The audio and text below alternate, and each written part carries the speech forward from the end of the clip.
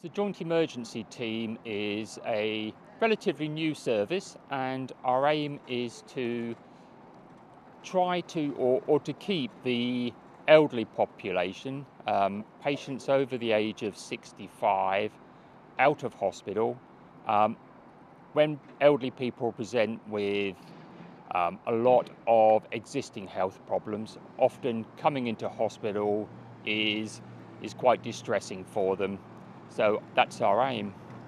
What did you do before that? Before I joined the Joint Emergency Team, I spent 30 years working in the East of England Ambulance Service, and 25 years of that was spent working on emergency ambulances, and 20 years as a paramedic and 5 years as an emergency medical technician. Several weeks ago, I attended a lady who presented with loss of mobility. The GP suspected that the patient had an underlying urinary tract infection. Medical assessment was carried out, and at that point the lady didn't present with any markers to suggest that she had a urinary tract infection. Worsening advice was given. 2 days later, the patient was referred again to the Joint Emergency Team.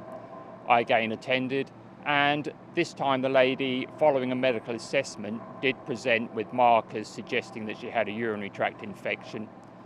A GP was consulted, antibiotics were administered, and 2 days later I did a welfare call on the lady, spoke to the patient's daughter, who said that her mum was now much better, health had improved, and she was very grateful. She felt at the time when her mum's condition was at its worst that she felt her mum ought to be in hospital, but she was glad that she listened to my advice and the advice of the GP, and her mum was able to stay in a home and make a good recovery.